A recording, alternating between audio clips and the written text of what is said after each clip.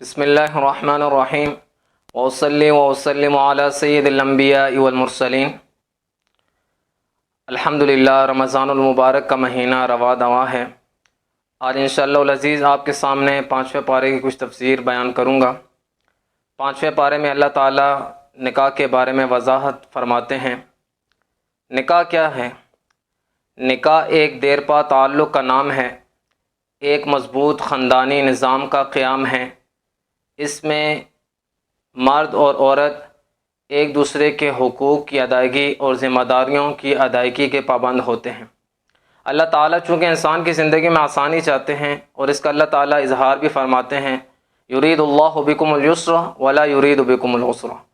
اللہ انسانوں تمہارے ساتھ آسانی والا معاملہ چاہتے ہیں اور تنگی والا معاملہ نہیں چاہتے۔ 5ویں پارے کے اندر بھی اللہ تعالیٰ کچھ یوں فرماتے ہیں، یرید اللہ ان یخفف عنکم۔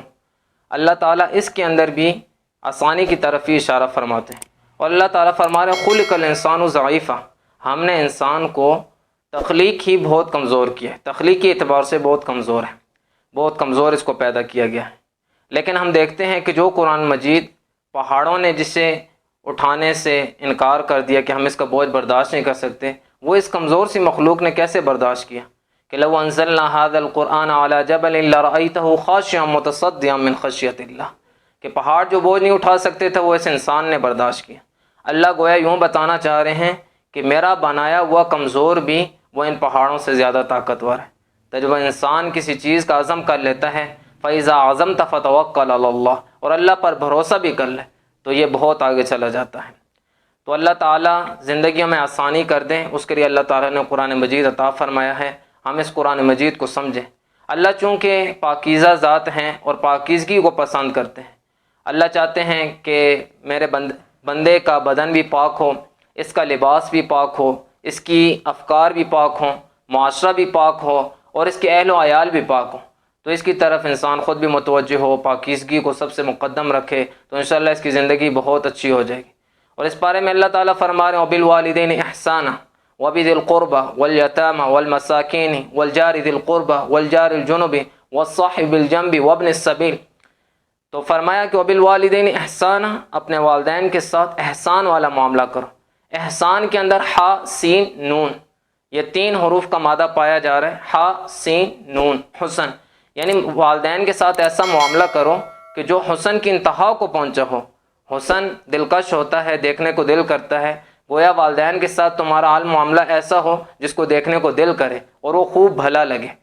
وَبِذِي الْقُرْبَى وَالْيَتَامَى وَالْمَسَاكِينِ وَابْنِ السَّبِيلِ، اور ان کے ساتھ بھی، مساکین کے ساتھ اور قرابت داروں کے ساتھ بھی اچھا سلوک کرو، اور پڑوسیوں کے بارے میں بھی بتایا کہ ان کے ساتھ اچھا سلوک کرو۔ پڑوسی 3 قسم کے ہوتے ہیں، ایک جو گھر کے ساتھ رہنے والا ہو اسے بھی پڑوسی کہتے ہیں، ایک 2 گھر چھوڑ کر 2-3 گھر چھوڑ کر رہنے والے کو بھی پڑوسی کہتے ہیں، ایک ہم کسی محفل مجلس میں ہوں، قطار میں کھڑے ہوں، گاڑی میں جا رہے ہوں، سواری میں ہوں، ہمارے ساتھ جو ہوتا ہے تو وہ بھی ہمارا پڑوسی کہلاتا ہے، اس کا بھی ہم خوب لحاظ رکھیں، خیال رکھیں، اگرچہ وہ اجنبی کیوں نہ ہو، اگرچہ وہ غیر مسلم کیوں نہ ہو، ہم اس کے حقوق کی ادائیگی کا بھرپور خیال رکھیں تو انشاءاللہ اس سے بہت فائدہ ہوگا۔ اور اس کے اندر یہود کے بارے میں بتایا گیا 5ویں پارے میں، یہود مسلمانوں کے دشمن کیوں ہیں؟ یہود مسلمانوں کے دشمن اس لیے ہیں کہ انبیاء علیہ السلام بہت کثرت سے بنی اسرائیل کے اندر مبعوث کیے گئے، بنی اسرائیل سے تھے، اور ان کا یہی گمان تھا کہ نبی آخر الزمان بھی بنی اسرائیل سے ہوں گے۔ لیکن اللہ تعالیٰ نے نبی آخر الزمان کو حضرت اسماعیل علیہ السلام کی نسل سے پیدا کیا۔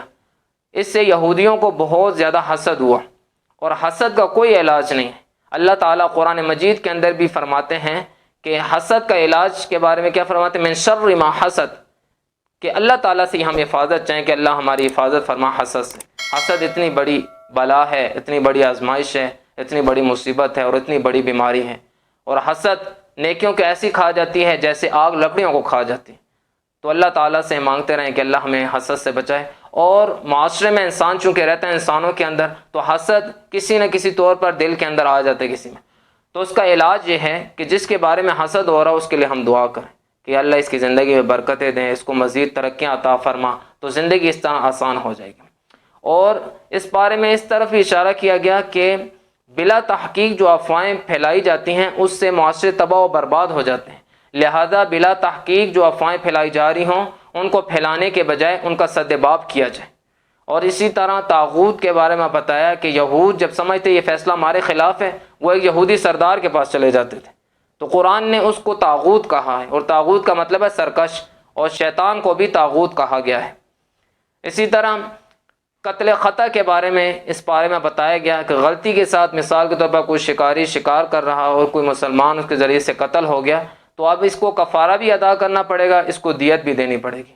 کفارہ کیا ادا کرے گا کہ یہ ایک غلام مسلمان کو آزاد کرے گا، یا تو پھر 2 مہینے کے مسلسل روزے رکھے گا، اور اس کا کفارہ یہ ہو گیا۔ دیت کیا ادا کرے گا؟ 100 اونٹ دے گا، یا پھر وہ 10,000 درہم دے گا، یا 1,000 دینار دے گا۔ تو یہ ساری چیزیں اللہ تعالیٰ ہمیں اس لیے بتاتے ہیں تاکہ ہمارے معاشرے کے اندر سدھار پیدا ہو، ایک دوسرے کے ہم قدر کرنے والے بن جائیں، گناہوں سے ہم کوسوں دور رہیں، اللہ کی مان کے زندگی گزاریں۔ تو یہ قرآن ہماری بھرپور رہنمائی کرتا ہے۔ یہ چند امور میں نے آپ کے سامنے پیش کیے، ہمارا ذوق بنتا چلا جائے، تفسیر ہم شوق سے لیں، ذوق سے لیں، مستند معتبر علماء کے ساتھ ہم جڑے رہیں، تو انشاءاللہ ہماری زندگیاں آسان ہو جائیں گی، دنیا میں بھی ہم سرخرو ہوں گے، آخرت میں بھی ہم کامیاب ہوں گے۔ اللہ تعالی ہم سب کا حامی و ناصر ہو۔ وما علینا الا البلاغ۔